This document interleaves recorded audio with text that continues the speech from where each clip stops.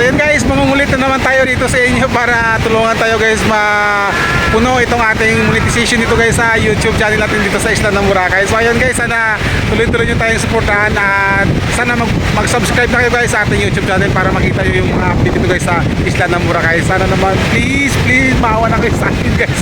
Tulungan nyo na ako. Okay, ayun, let's go. At dito tayo sa station 2 para ipakita at update naman guys yung mga ganap dito sa station 2 ngayon June 25 guys, 6 PM dito sa oras ng Boracay. Kaya ayan, let's go, bye bye. Ayun guys, ngayong hapon June 25 2026, this is 6 PM na guys dito sa isla ng Boracay. Ngayon wala talagang lumabas na na sunset kasi makapal yung ulap diyan sa may banda na yan. Diyan dapat guys ang sunset natin ngayon.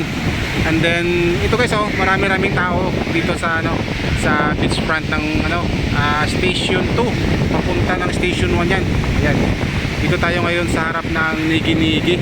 Dito lang sa may harap ng Taipei Milk Tea. At saka dito sa may Sun Castle. At saka dito guys sa gilid lang ng La Carmela. So ito naman papunta ng Station 3. Ito ngayon ang ganap dito guys sa sa gilid ng beachfront ng isla ng Boracay ngayong June 25, 2026.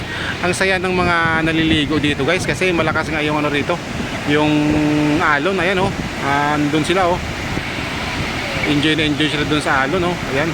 Tapos meron pa ditong ayan tawag dyan surfing, pero hindi naman ganoon ka guys ka galing, sakto lang na para matuto sa simula. Ayan sila ayan, diba? Medyo malakas yung alon at saka yung hangin dito ngayon guys, isla ng Boracay. Tapos punta tayo doon, diretso tayo doon guys sa may station 3. Maglalakad-lakad tayo doon para kung ano yung doon update. Ayan, shout out nga pala sa ating isang YouTuber. Ayan Boracay Junggala. Ayan siya lalakad, mayroon ng nag-update na rin yan guys para mamaya upload na rin yan siguro yan. So tara, punta tayo doon sa sa bandang station 3. Nakatakad tayo rito.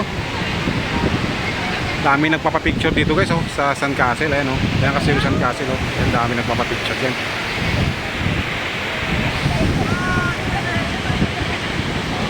So ayan, diretso tayo dun guys sa sa station 3.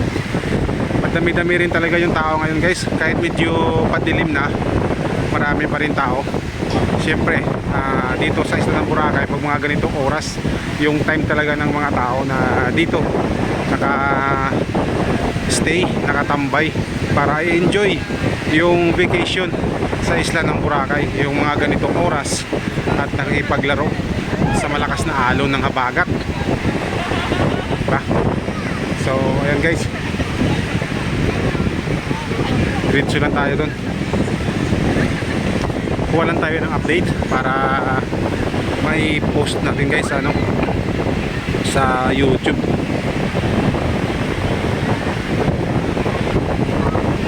Ang ganda ng ngayon guys, ng panahon kasi aside sa hindi siya mainit, hindi rin siya umulan.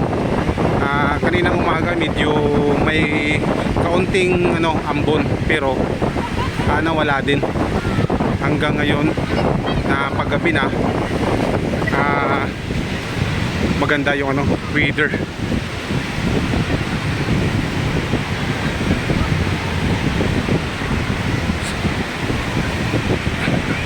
Alright. So sana sa mga susunod na araw, ganito pa rin guys yung weather. Kahit na alam natin na sa mga susunod na araw may mga darating, may mga incoming talaga guys na mga typhoon. Tatlong typhoon yung incoming ngayon. Kaya medyo magiging ano yan guys, magiging komplikado sa mga bakasyonista sa araw na yan na magkaroon ng ano rito, ng bagyo. Pero hindi pa naman alam guys kung saang banda na part ng Pilipinas papasok kasi malayo pa naman. Pero pag mga ganyan na kahit may typhoon sa ibang ano, sa ibang area ng Pilipinas, since habaga tayo guys, apektado talaga yan ang Boracay. Pero sana kahit lumakas siya, wag lang siyang umulan kasi pag umulan talaga guys, dun doble talaga yung ano, yung hassle para sa mga bakasyonista dito guys sa isla ng Boracay pag ano, umulan. Okay na yung ganito yung malakas na yung alon, tapos malakas na yung hangin, at least makapag banding pa rin dito guys sa ano, sa beachfront ng Boracay. Tulad nito ngayon, nakakapag-banding sila, naliligo, ayan, nakakaroon ng mga picture taking dahil wala namang ulan. So sana ganun pa rin sa mga susunod na araw.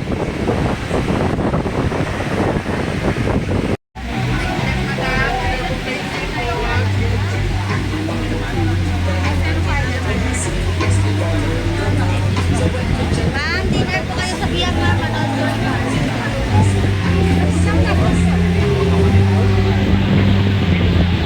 Dito nga kami, oh. Kaya na yan. Kakarating niya lang rin. Pare kami kakarating.